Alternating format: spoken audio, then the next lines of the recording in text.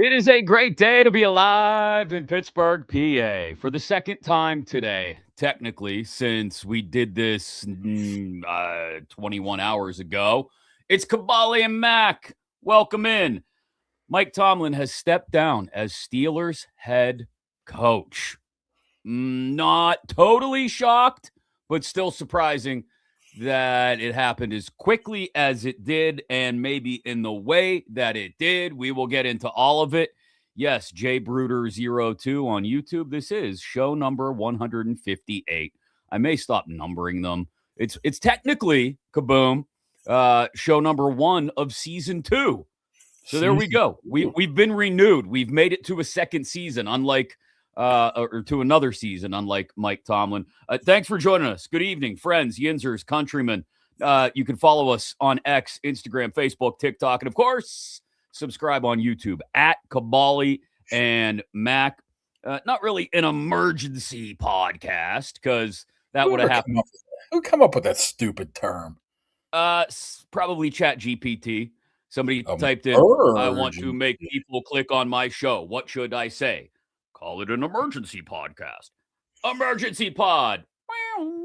Sirens and everything. It happened like 7 hours ago now. So it's not really an emergency pod, I guess, technically. But nonetheless, it's our first chance to talk to you here on the day that Mike Tomlin has stepped down after 19 years as Pittsburgh Steelers head coach after that ugly loss to the Texans last night.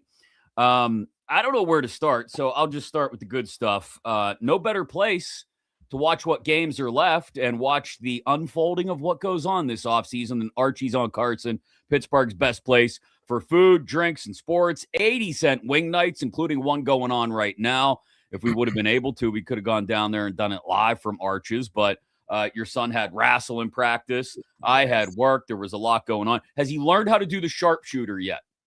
If that's all he needed to do, he'd be undefeated right now. A little figure four, a little, can't crossface see. chicken wing. Hey, let me tell you something. Speaking of that, speaking of kids, this news has traveled fast because I mentioned this on Twitter, but as soon as I get off the bus at 3:50, I hear the 8-year-old say, Mike Tomlin is gone, or something to that effect. I'm like, who told you this? Yeah. Word travels very quickly in the schools. I got a text from my son. Hold on. I want to find it here. Make sure I get the time right. Because it was 2:29 p.m. He just texted me in all caps, Mike Tomlin got fired. And I had to correct him and said, technically, he stepped down, bud. But yes. Another thing is, my daughter said, my teacher was telling us something. She got distracted and she told us, mind you, 10-year-olds, 11-year-olds, oldest. And she said, for some reason, everybody just started cheering. I'm sorry. I'm sorry to the Tomlin supporters to laugh. Then just now, the 8-year-old looks at me and goes, hey, let me ask you a question. I'm like, yeah. He goes, the Steelers still hold Mike Tomlin's rights? What the hell? You're not old enough to understand this. What's going on? He goes, he should go to the Saints. I'm like, what are you talking about? He goes, who are they going to hire? I don't know. He goes, as long as it's not that guy from Cleveland. Stefanski's out. Yep. Kaboom Jr. decrees it so. Get down to Archie's, get an ice cold iron or IC light or mango. Get yourself some of the best wings in Pittsburgh. Like I said, 80-cent wing nights, weeknights, Monday nights through Thursday nights, and we appreciate Arch supporting the show. Speaking of that, Iron City, by the way, real quick. Yeah. Talking to Neil, he says they're coming out with some new versions of the old lid. So keep an eye on that. Ooh. I asked again today before Tomlin stepped down by somebody in the locker room, hey, man, when are you going to get me one of those hats? I said, I don't know, man. He says, tell him, it was an equipment guy. He goes, tell those guys at Pittsburgh Brewing Company I trade him some merch down here for some Iron City stuff. Like, well, there's probably some leftover XLs in a closet somewhere that won't be getting delivered to coach. That's another one. Now, forget that. TJ Watt had a garbage can, like a 100-gallon garbage can just full of, like, hoodies, like brand new, and Logan Lee was ripping through them, saying, I'm taking this one. He goes, they're looting. They're looting. Kaboom. And they had TJ Watt thigh pads, his 90 and his dance. And I was so close. Just snagging one. But I didn't. No, all right. That's a good man. Good journalist. Not taking advantage of the situation like that. Yeah, so it's official. Mike Tomlin has stepped down as Steelers head coach. And we'll start with the obvious, the statement from Tomlin. I'm not going to read it word for word, just that after much thought and reflection, he's decided to step down. Wants to thank, obviously, Art Rooney II, the late Ambassador Rooney, for their trust and support, the players who gave everything they had every day, made this journey so meaningful. Thanks, Steelers Nation. Their passion, loyalty, and high expectations represent what makes this place truly special. My respect and love for the Steelers will never change. I'm excited for what the future holds for this organization. I will forever be grateful for my time coaching in Pittsburgh. But why now, Mark? Like, I have my theories, and we've outlined them because we've talked about them over the last 5 weeks or so since the Buffalo game, when this started to become, when this turned from, is something burning, to, oh my God, there's smoke coming out of that corner of the room. And I have my theories, but are you just taking this on face value? He's just decided to go take some time off because it sounds like he doesn't have any interest in coaching anywhere in 2026. Nah, who knows what really happened? Honestly, I mean, I don't know if we'll ever know. Art Rooney's talking tomorrow. Mm-hmm. I doubt if he'll shed some light on it, but I'm quite sure that this isn't something he fell asleep on last night and woke up this morning and said, I'm stepping down. Obviously, this has been a plan of his for some time now. The reasons why, I can't even begin to tell you. I mean, there's rumors out there, but who knows what's true and what's not. Maybe he's just, I don't know. I mean, why now? Why at this point? I could see if it lasted into a couple of days and he had his exit meeting, so to speak, with Art Rooney, and Art said, hey, we want to do X, Y, and Z, and he'd be like, nah, I'm good. See ya. But this was made, weeks, months in advance, it seems like. I still not believe that he was wore out, tired, or anything to that. Maybe he was. Maybe he was wore out. Maybe he was tired of hearing you boo. I can't even speculate because it's so shocking to me that he would step down in this way. So I don't know if we'll ever really get the reason why. I mean, I do think it had to wear on him, and I've said as much over the last couple of weeks, had to wear on him, and some people in the media have said that. Some of it speculation, maybe some of it tied back to sources. I don't know, that he'd grown a little weary of feeling underappreciated, as it were. And look, $16 million make me feel appreciated.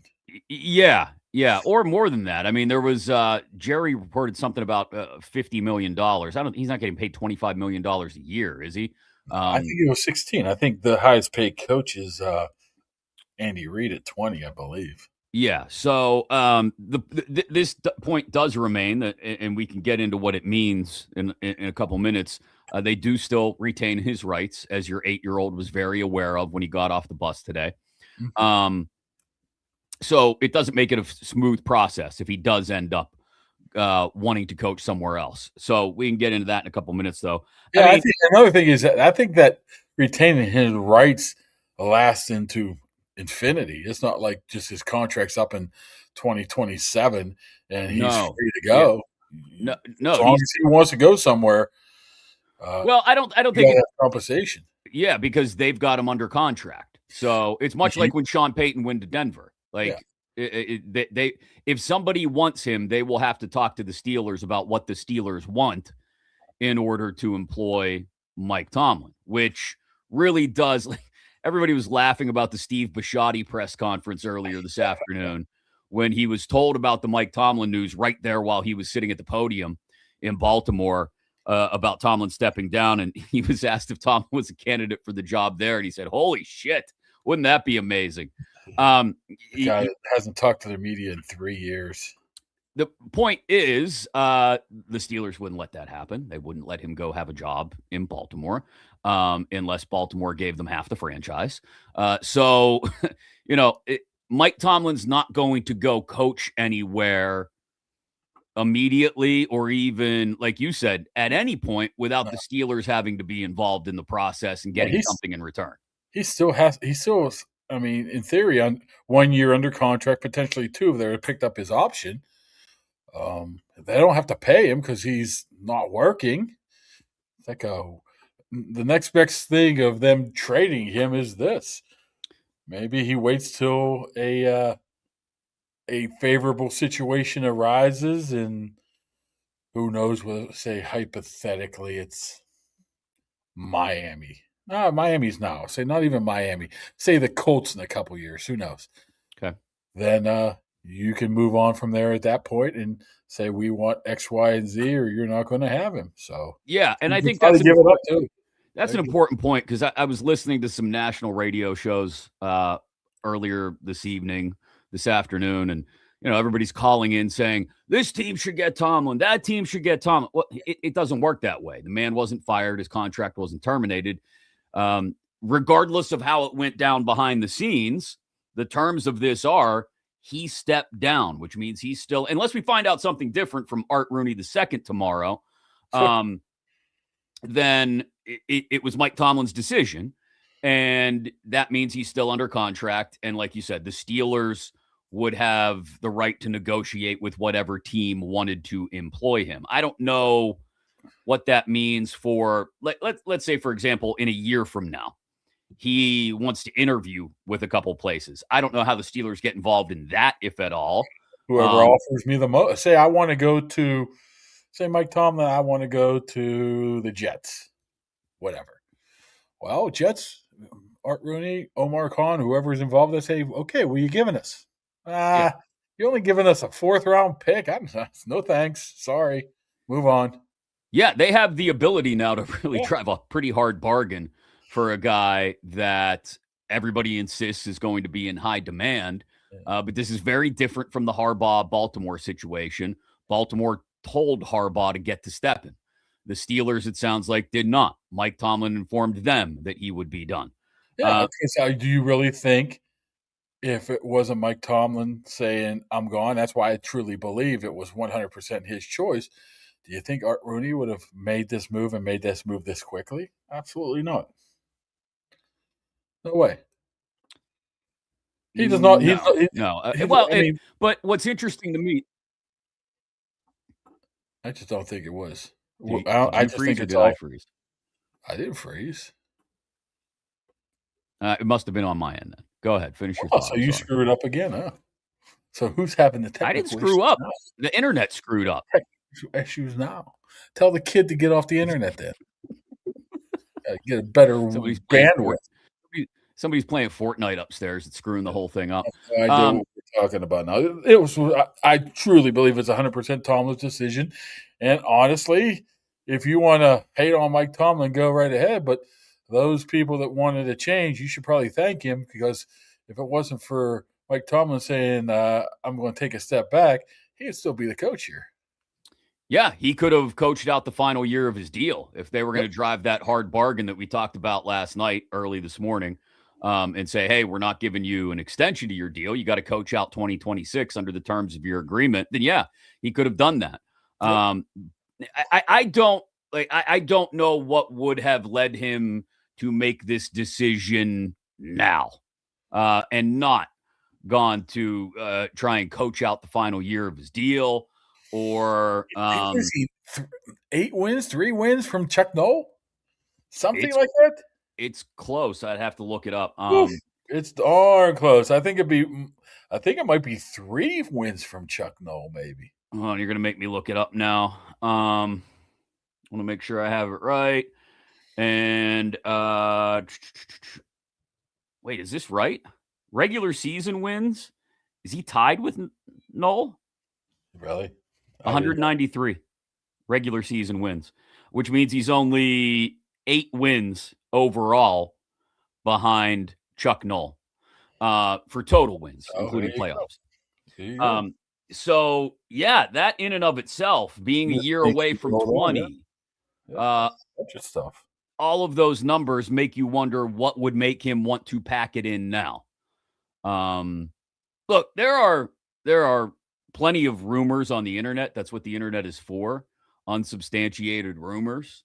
I don't have any confirmation of any of those rumors.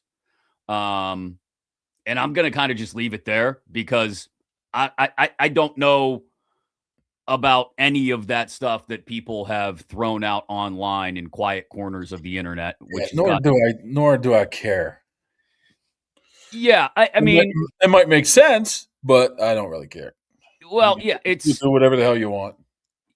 So, I mean, look, it's the kind of thing that if these, again, unsubstantiated as far as I know, rumors are true, I guess could incline somebody to maybe want to get out of town for a little bit, and get away from allegedly a mess, an alleged mess. But you know, I remember, man, it may have been back in September or October. I can't remember when now. When, you know, every other week we come up with, you know, people jumping in the chat saying fire Tomlin.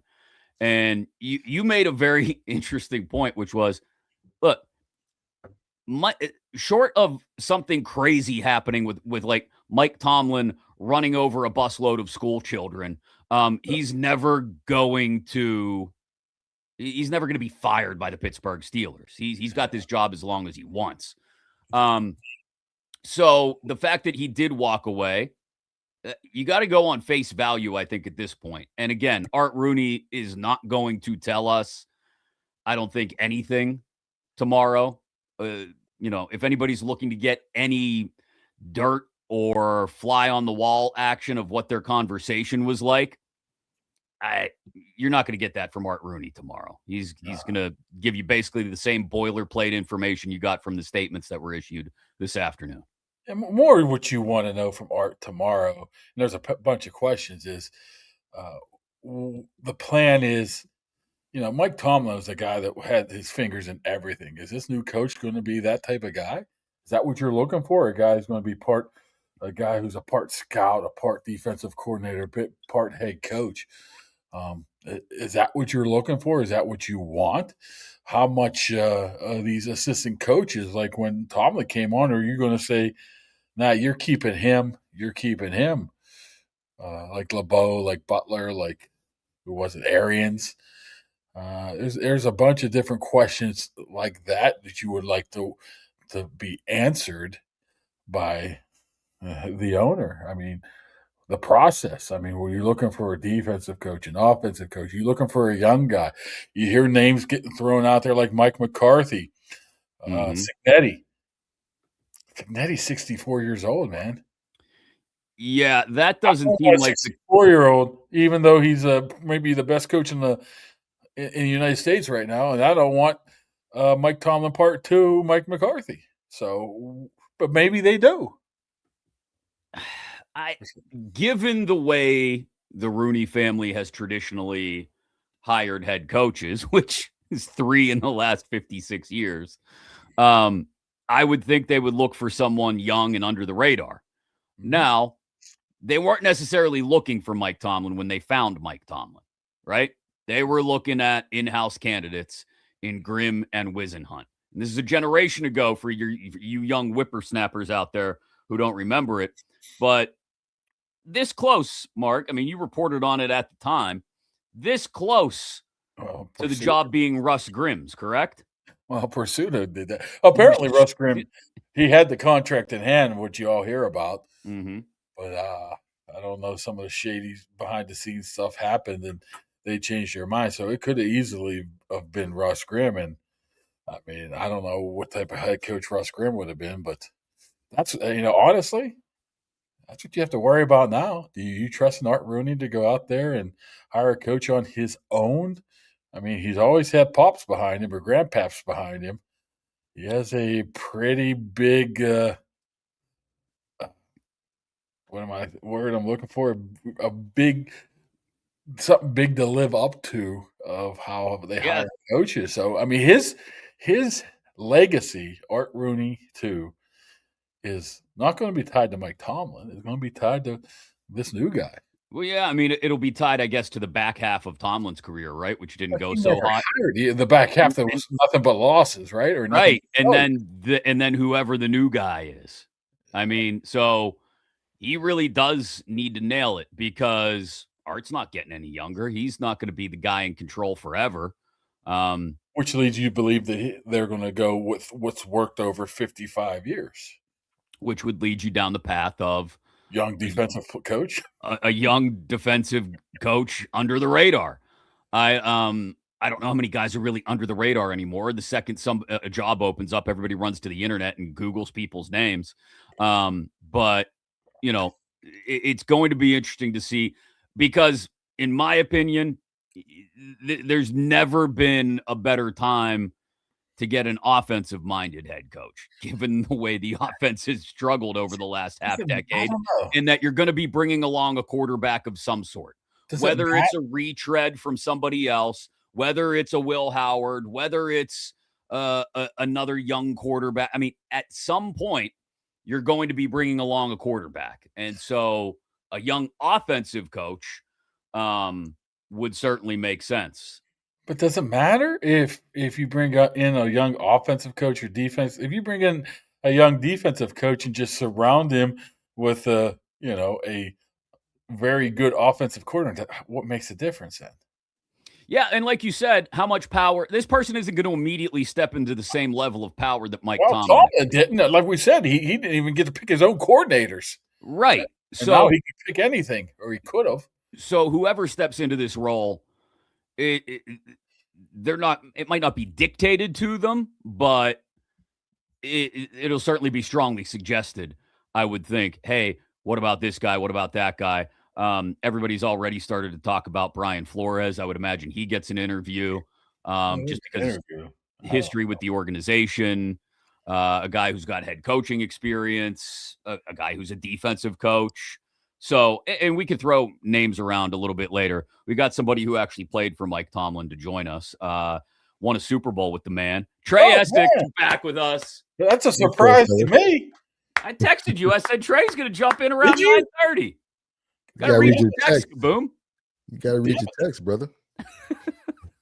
I was too busy watching the kid wrestle and get his ass kicked there, Trey. So okay, priorities. Priorities, exactly. How surprised and shocked were you, Trey, or were you? Wasn't surprised, but I was shocked, if that makes any sense. Mm-hmm. We were actually recording our show, me and Charlie, when the news came across at 2:00, and we didn't think that this was going to happen as fast as it happened, if anything. But I don't think either one of us were surprised that this was a possibility with the way the things ended. When you start seeing all these lists of stats of his failures being the first thing that people mention, the records that he tied with Marvin Lewis and what happened with Marvin Lewis as soon as he got the record, and all these things added up to what transpired. Nobody was necessarily surprised, but I was still shocked, especially that it happened so fast. Do you think he probably knew before yesterday, before today, 2 days ago, before a week ago? It seems like you don't make this decision overnight. It sounds like something that he's had in mind for some time now. Yeah. This is probably something, some things had to happen or didn't happen in order for him to reach this decision, or for him to pull the trigger on this decision. And maybe it was always in the cards from the beginning, but I definitely think with the trials and tribulations of this season, I know it was heavy, especially when I think it came to that fever pitch against the Buffalo Bills, when we were being booed and Renegade was being booed and they were chanting Mike Tomlin. I don't think it's ever felt as heavy as it's been this season on Coach Tomlin. Do you think he never struck either one of us, Trey, until maybe, like you said, since the Buffalo game over the last 6 weeks or so? I started to read the body language just a little bit. Mark was still not convinced, I don't think. that maybe he just got tired of, as some people have said in the media over the last 6-7 hours, just got tired of being underappreciated. That he got tired maybe of the narrative being, rather than tying Chuck Noll in regular season wins in franchise history, the narrative was you lost 7 straight playoff games and hadn't won a playoff game in 9 years. Do you think he grew weary of that? I don't think he considered any of those things, if I'm being truthfully honest. I think he legit got tired of his results. I think he takes a lot of pride in how he comes to work every single day, how he holds this standard for his teams. And I think, honestly, not being able to deliver for Cam and TJ, I think he really takes that to heart personally. And then maybe he just saw the writing on the wall, had a come to Jesus or man in the mirror moment, and realized that maybe, or that he hasn't been and probably won't be the man for this job moving forward anymore. And I mean, Charlie had this discussion when he came to this season and said there was a historic defense, and then like 5-6 weeks into it, we get rid of Juan Thorhill, we get rid of Slay. These are guys that he brought in that he thought was going to be a part of this. Maybe he realizes that he doesn't know what it looks like anymore. And so it's a tough pill to swallow, but I mean, I'm sure a lot went into his decision, and I don't think it had anything to do with the crowd per se, talking about his records and us being the non-losing record, the winning seasons, whatever, you know what it is. I don't think he hears any of that. I think he really got tired of not being able to provide, and the results weren't what they wanted to be, what he wanted them to be. Trey, you were drafted by Cower, but you played for Tomlin for, I believe, 5 years or something like that. Mm-hmm. Early on, compare his, I guess, Tomlin's, what he was allowed to do early in his career, his power that he had, compared, the 05 season when you were there, compared to when you left, 5-6 years later. Was there a gradual grabbing of power where he started getting more responsibilities? That's what I'm trying to say here. I mean, if there was a lesson of, if he had to build his way up, we wouldn't have known. He came in and really had to mark his territory. And so he came in and was very abrasive, really trying to prove that this was not Cower's ship anymore and that it was his. And he was a young guy, an unknown commodity that had to come in there and mark his own territory and lead his way and not be shoved into a box of how he thought other people wanted to see him lead. And so, to answer your question, I didn't see any difference as far as what his perceived power was amongst the organization. We knew right away that he was coming in the lead, and we were going to listen to him. We didn't listen to Coach LeBeau, even though Coach LeBeau had favor, and he realized that real quick in a hurry, that guys marched to the beat of LeBeau's drum. And so I think that was a shock to the system for him. But no, from my perspective, at least, I didn't see any difference in the power, the perceived power. Do you think it was time, Trey? Time for him to walk away? I don't know. It's tough. Short answer, yes. I think it was time for both to try to find out what it looks like without each other. And there's a good chance that the grass is not going to be greener for either one of the Steelers or Coach Tomlin in the next chapter after this, at least not immediately afterwards.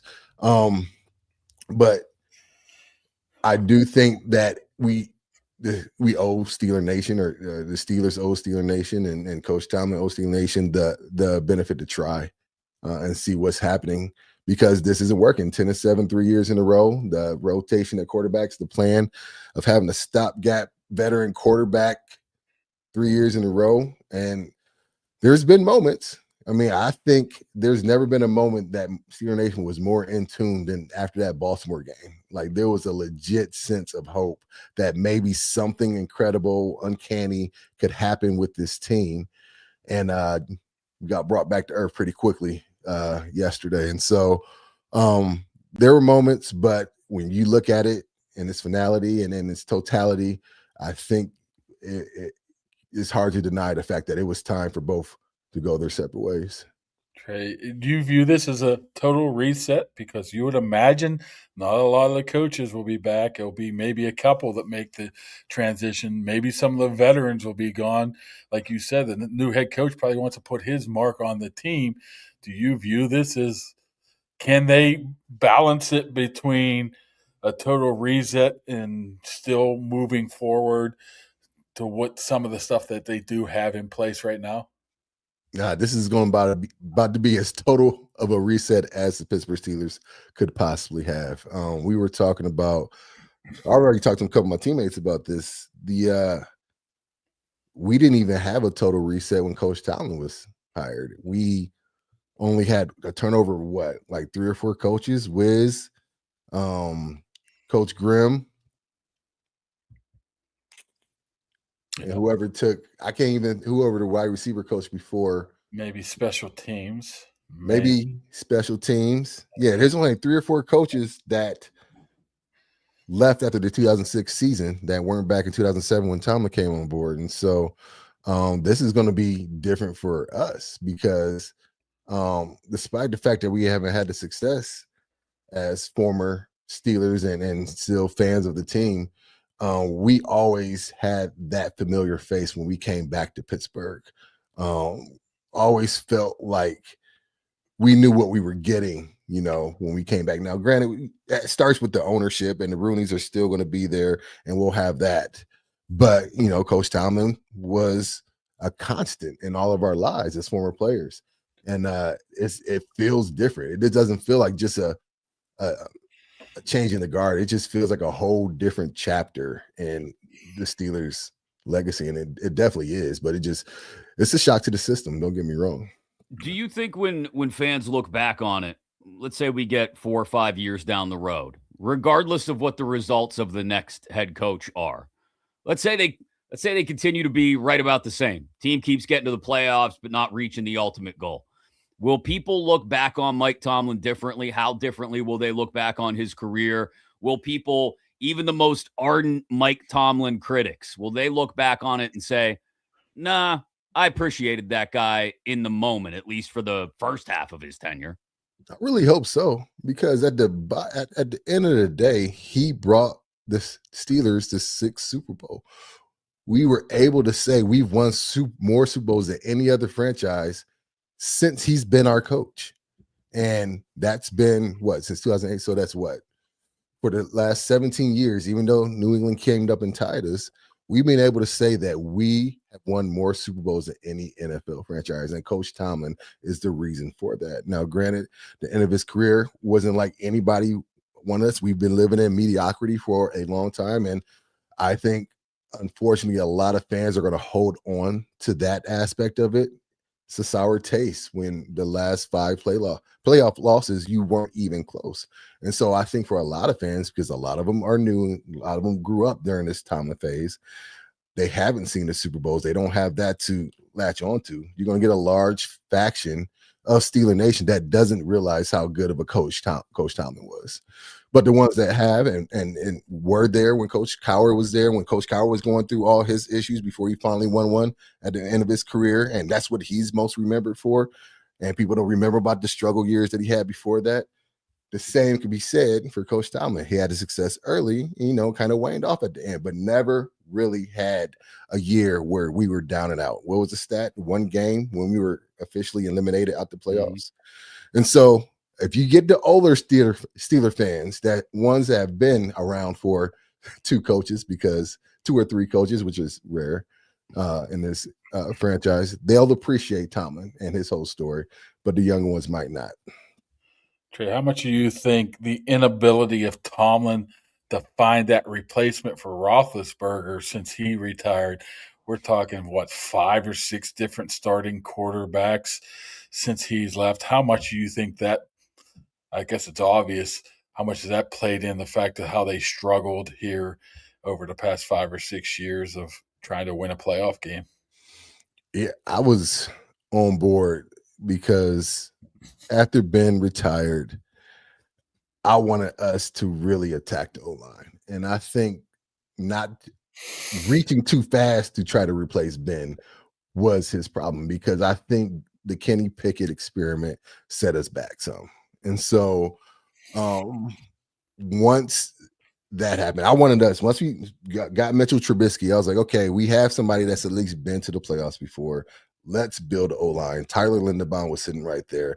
Don't reach for this quarterback, even though you feel like he's going to be the next Dan Marino that we miss out on. I don't know how much that played a part in it. I hope it didn't play any part in it.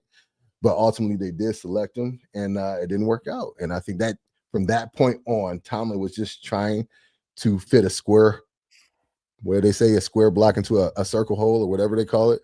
Like shapes that don't fit. I know I messed up that metaphor. I tend to square peg into a round hole. You were close enough. You had the basic principle. I try to do the front mirror and the rear view mirror and screw that up all the time too. Your windshield's bigger than your rear view mirror, Mark. Come on. All of them. All those metaphors. Yes. And it just never worked out. These the Justin Fields, the Russell Wilsons, the Mason Rudolphs, and now A-Rod. And so not sticking to a plan and then trying and deviating once plan didn't work, and not having a set plan on how you wanted to restructure this team after not only Ben, but after the Pouncey, DeCastro, Villanueva, Ramon Foster era of O-linemen, and just throwing 4th and 5th round draft picks and free agents at the O-line. I thought that was the biggest mistake. You might not have the right frame of reference, Trey, because like we've pointed out, there was a lot of holdover from Cowher's final staff to Tomlin's first staff. But even so, I got to think there's a vibe in the building when you're going through this process as a player. It happens during the offseason, so you're not around as much, if at all. But there's got to be a vibe. What is it like when you go through this process as a player of, holy shit, our coach who's been here forever is done, and we got no idea who's going to be next. I got no idea what it means for me, what it means for the coaches I've grown relationships with, what it means for my locker mates, my buddies on the team. Everything is thrown up in the air right now. It's like one of those movies where they're in outer space and everything's just floating. How disconcerting is it as a player not knowing what's next? And you did mention it, because I don't have the right point of reference, because we were spoiled in the sense where we had a one-on-one conversation with Cowher, and he told us individually he was leaving, and that I guess he had the staff and the front office and the Rooneys had already had a plan in place on how they were going to attack the next coaching hire. And we already thought that maybe it would come from within, and with Russ Grimm or Wisenhunt. And so my experience and my teammates' experience were probably a little different than what the guys are going through now, because there are going to be wholesale changes. And it's going to be a culture shock. We didn't have as big of a culture shock because we had some things set in place. We had LeBeau, we had Russ Grimm, and so even though Russ ended up leaving, we had Alan Faneca and Marvell Smith. So we had vets already that could, carry on the same kind of leadership that Russ did, and they end up doing that. But as a player, not knowing who your O-line coach is going to be next year, especially this O-line that's so young and already had so much turnover previously before, if they're going to hold Pat Meyer over, not knowing who's going to be the defensive coordinator, not knowing who's going to be next OC, what kind of scheme you're going to be in. Are you going to fit in that scheme? Are we going to be 3-4? Do we need as many linebackers? All those things. It's very disconcerting as a player, not knowing exactly who's going to have your future in their hands and how they're going to utilize it as such. And so these guys, it's a culture shock on the heels of losing the game, how they lost it yesterday. Ton of free agents coming into this year that play significant roles on the team this year. So you don't know if they're going to feel the same about this next set of coaches, or the coaches going to feel the same about them, and if they're going to be a priority going into free agency. So yeah, it's a lot of things to worry about, and I'm sure the players are concerned. I think one of the first things Tomlin did when he got here was say Joey Porter, bye. I mean, for a lack of better terms, do you see that happening? Anything comparable to this team? If it's a Watt, if it's a Hayward, if it's somebody of that ilk, of potentially this new guy saying, "Hey, this was one of our best guys. We're going to move on from him." Could you see that happening? I definitely could. Now that you brought it up, with the next coach not having those emotional attachments to a TJ Watt or a Cam Hayward, especially Cam getting up another year in his age, being 37 next year, despite the fact he had probably the best 36 age defensive line year ever in the history of the NFL. Father Time is undefeated, always has to take that into concern. I don't think he worries about him, TJ, that contract and his lack of production down the stretch. He's getting up there in age. Is he going to be somebody that's an asset moving forward? I know he's already been talked about as being as such. Nick Herbig has to get paid here pretty soon. So how do you feel about Alex Highsmith? Is he I don't think any of those things should be moved around right away. If I got to think about, and I haven't really thought about the moves that the Steelers should make this offseason, but to answer your question, Mark, I definitely see a coach coming in, and the first thing you want to do if you're trying to establish your territory is look at one of the big dogs and say, "This is my spot, and we don't need you anymore." You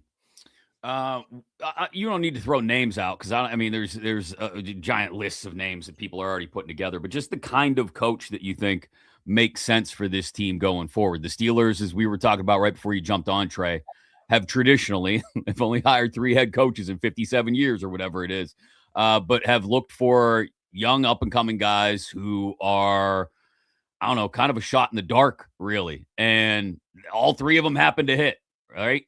So do they look for that next off the radar name? Do they look for someone with a little more experience, one side of the ball or the other? Just what do you think makes the most sense? If you could sit there on a panel hiring the next Steelers head coach, what would your advice be? I think personality over scheme is probably what the Steelers are going to do initially. I don't think Tomlin won over the Rooneys with his defensive schematics. I think he won him over with how he leads and how he commands a room. And so first and foremost, it has to be somebody that can command a room of young adults and young men and make them respect him right away. Now, granted, success comes with that, but when I look at the type of personalities that I think fit Steelers culture, I guess you could say, like the Vrabel type of personality, obviously, I think like a Robert Saleh, I think giving him another chance. I haven't really interacted a lot with Vance Joseph out of Denver, but obviously his pedigree and what he's been able to do. There's not a lot when you look at offensive minds in the league and the young up-and-comers like the Clint Kubiaks. I look at him, and I know Mike LaFleur is a hot name right now too. So I think it all comes down to personality and then scheme secondary, because I think they want to bring in a good young mind at the offensive coordinator, defensive coordinator positions. I think they go a different route in that aspect, because last time they hired one, they were already here and we had them in-house. And I think they let somebody come in and bring in their own staff, but personality over everything. Trey, if they get rid of Pat Meyer, are you interested? Nah. I'm going to stay on this side of things, fellas. I'll come in a camp. I'll give a quick tutorial on what it takes. A lot less hours this way, huh? Yeah, that's a lot. That's about the extent of my O-line. I can put a good word in for you tomorrow with the boss, Art. Say, hey, you looking for an O-line coach?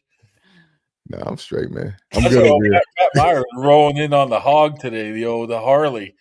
I'm like, what the hell are you doing? Little did I know that he's probably out of a job here in about a half hour after I talked to him. Oh, poor guy. Bad, but had his best year ever, man. Yes.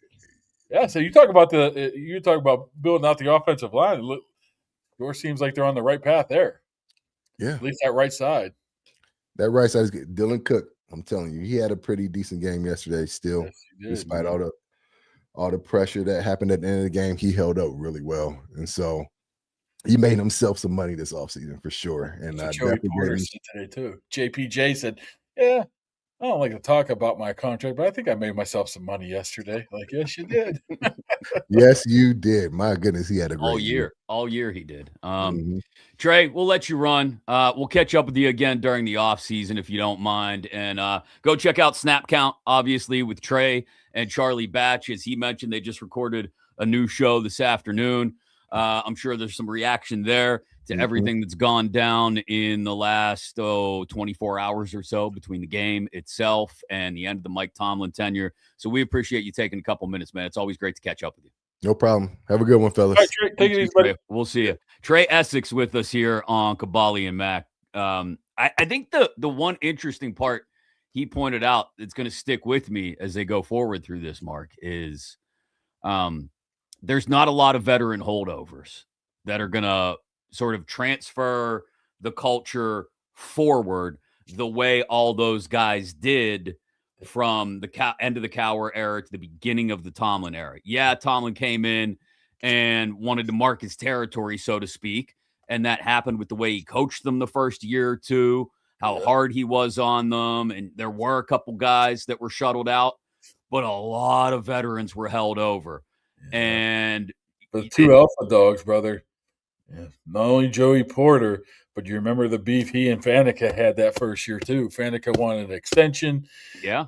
He basically denounced his captainship and was warming up at the back end of the line every single time. And the next year he was gone. So those two didn't see eye to eye early on too. And that can't get two bigger alpha dogs than Alan Faneca and Joey Porter when you're coming in as a new coach. Does this new guy follow that path? Yeah, and if he does, whoever the new guy is, there's not a lot of veteran alpha dogs to dispatch. It's like you said, it's Cam, it's TJ, and everybody else is newer to the system. Everybody's young or newer, and there won't be a lot of holdover, I don't think. And like you said, there won't be a lot, if any, assistants held over. So this is going to be a much cleaner break from Tomlin to whoever is next than we had from Cowher to Tomlin. Unless Art says you're keeping this guy, you're keeping that guy. I mean, hey, we still owe Arthur Smith a year on his salary. You're keeping him, my friend. I mean, that could happen, right? That wouldn't be out of the realm of possibilities. I guess it's not, but especially if you get a young coach who just wants to get in the door, you do whatever younger tells you. Yeah, and I don't think that's just limited to young coaches. Like, I think anybody, it's still the Pittsburgh Steelers. You get an opportunity to be the head coach of the Pittsburgh Steelers, you're going to be willing to bend on some things. Because you get a decade free of right. You got job security over anything else. So you're willing to maybe bend. They wouldn't hire Artie, would they? As head coach? No. I mean, I'll tell you one thing. Who I would like for them to keep, and even people will probably disagree. I think Zach Gazzani, their wide receiver coach, is very, very talented. He just didn't have a lot to work with this year. I'd be curious, another guy, since you're talking assistants that might stick around, and then we can wrap things up. Talking real quick about the future of Tomlin and what may come back to them if he does take a job, try to take a job somewhere else. Tom Arth. I know a lot of what he did was built off of his prior relationship with Aaron Rodgers. But I mean, that was a guy that always seemed to be right there where you want your quarterbacks coach, in the middle of a huddle with the quarterbacks while the defense was on the field, talking to them. And look, it could have been Rodgers talking to Tom Arth just as much as the other way around. And probably was, to be honest. But that was a guy that struck me as someone who, for lack of a better way to put it, really seemed to have his shit together as an assistant coach. So how can we get rid of Danny Smith now? Come on. I mean, right? Danny's no spring chicken anymore. I'm sure he wouldn't mind a couple. I'm sure he wouldn't mind a year on the beach, maybe, to relax and chew that in a less stressful environment.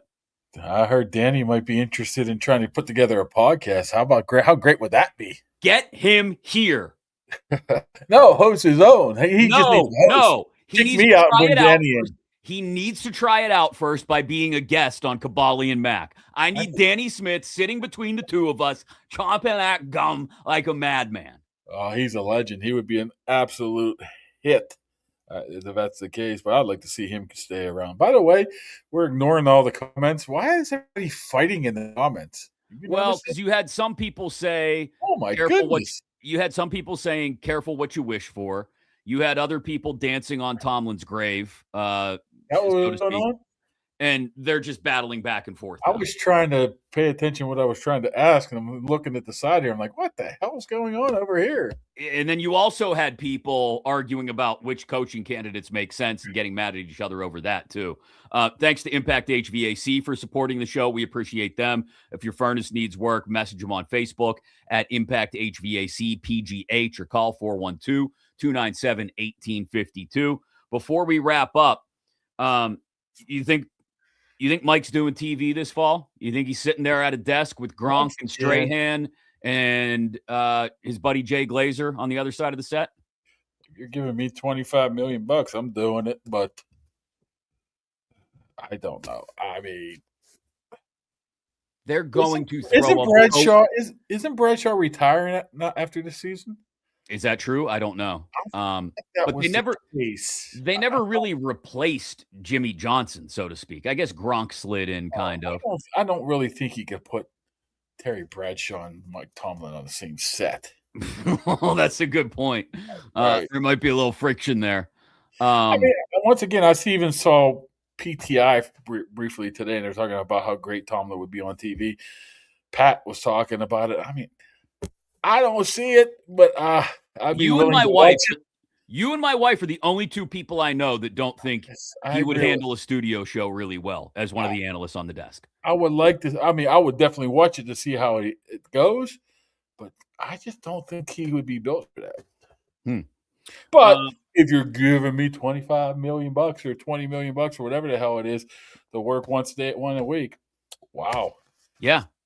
Yes, absolutely. Thanks to our good friends at Higgins Professional Painting for supporting the show, too. 412-344-0480. They're going to get over here to our house after they're done with Kaboom's spacious estate. My wife's already putting together a list of stuff she wants done, so it'll be ridiculous, but the perfect people to get it all done, get it done right, and get it done quickly. Fantastic job by Higgins Professional Painting. Get your free estimate today by calling 412-344-0480. We appreciate them supporting the show as well as the Dan Heck team. Looking to buy or sell a home in the Pittsburgh area, get a hold of the Dan Heck team at heckteamhomes.com, HAECK, heckteamhomes.com. Art Rooney II will talk tomorrow at noon. He'll say very little, but I imagine he will be asked about retaining the rights to Mike Tomlin. What do you think going forward? Let's say somebody called them tomorrow, because you know they're going to get calls. Like you said, Miami Dolphins, who knows? Maybe the Giants are this close to Harbaugh and they go, whoa, wait, Mike Tomlin's available? What would it take for them to say, okay, you can talk to Mike and or you can hire Mike? I mean, what kind of what did the Saints give up for Sean Payton? I forget what it was. Or the Broncos, pardon me. I think it was a first-round pick. And they might have a first and a fourth or something like that. I mean, it would start a first-round pick for me. It was a 2023 first-round pick, and then a second and a third the following year. Well, we can start there. Yeah, at least, right? If you want him so bad, let's talk ball game here. That's what I mean. There's your history of how it happened in the past, before recent history too. And Sean Payton, I guess, you imagine is on the same level as Tomlin, 6'7". But stop it. Honestly, yeah, you started that, and that's a game changer, because especially if it happens this year, because I don't know. Those comp picks don't look like they're going to pan out as much as we thought they were going to pan out this year. So anything to be able to get a draft pick would help. Maybe if you do get an early one this year. they're going to need high-end draft picks going forward anyway. So if Tomlin maybe you want a 2027 one because this quarterback class sucks so bad. Maybe next year's will be like, hey, we can package a couple and move up or whatever. Yeah. That's going to be very interesting to watch as this thing unfolds long term with Mike Tomlin's future. Again, Art Rooney's going to talk tomorrow at noon. Mark will be there asking hard hitting questions. It's going to be shout down fest left and right. And I'm going to get pissed. That's what's going to happen. No respect, man. None. No respect, I tell you. Hey, they don't know who I am. What's the feeling like in that locker room after he got, who the hell gives a crap? I mean, he's not going to say anything of consequence anyway. He's not. The man's a lawyer. He knows exactly what to say and not to say. He's going to say nothing. He's going to say a whole lot in by way of saying very little, or the other way. We're very happy with Mike, and we're very appreciative of his years with the Pittsburgh Steelers. Mike was undoubtedly a Hall of Fame coach, and we after the opening statement, to see him go. After the opening statement, Bert was like, "One more question, 2 more." Yeah. Wow, just started there, Bert. So that's how I knew something was going on today. Bert was conspicuous by his absence in the locker room cleanup. I'm thinking, what the hell is he at? Well, now we know. And if anything of consequence does come out of the Art Rooney press conference tomorrow, we can have another emergency pod tomorrow night. I like to call it a Dunkirk podcast. Dunkirk. Going World War II history on us now? Dunkirk. I can't even pronounce it now. Okay. You don't know what Dunkirk means? No. What does it mean? Dunkrk. A time or state of affairs requiring prompt or decisive action. Oh, I didn't know it was used as an adjective. I honestly, sorry. I'm not brushed up on my World War II history. My bad. I've been falling asleep to the History Channel like you. With the company facing a financial Dunkirk. Okay. You're just reading shit from the dictionary now. Merriam-Webster.com, yes. If we don't do another emergency pod tomorrow night, we'll be back maybe on Thursday or Friday. We still haven't had a chance to talk at all about the personnel on the roster and what that looks like going forward. And we'll have to put together lists of coaching candidates, which I'm sure will be plentiful over the next few days as well. Lots to talk about. We started this thing at the perfect moment in time, Kaboom, I tell you. Mike Tomlin's final year as Pittsburgh Steelers head coach. And now everything that happens in the post-Tomlin era. We appreciate every single one of Ian's for hanging out with us. In Iron City for this. This is what you were hoping for. I was never hoping. Oh, bullshit. I was never hoping. I thought it was time. You can call me. Well, he thought it was time too then. Yeah, exactly. The owner didn't, but the head coach and you. You know what? Well, I got to get this off my chest too. The thought of people having enjoyment from a guy that either got fired or quit his job is just freaking strange to me. Yes, he quit. Wow, it's just weird to me, man. Well, I knew it was going to happen. Concept of it. Regardless of how it happened, I knew. Okay, you can say, okay, man, he quit. Okay, let's move on. Good for the organization, but to go off the reservation, so to speak, and just go happy, crazy. This is the best day of my life. It's just a little strange to me. That's all I need to say. I just knew there was going to be a catharsis from fans that felt like the last decade wasn't good enough, and who felt like this instantly flips some switch back to where they want to be. It doesn't, like we talked about last night. It'll take some work to get back to where everybody wants this team to be, but we'll see what the next steps are there. And obviously, we'll be here with you through all of it. We appreciate every single one of you for joining us on an emergency version, Dunkirk version of Kaboly+Mack.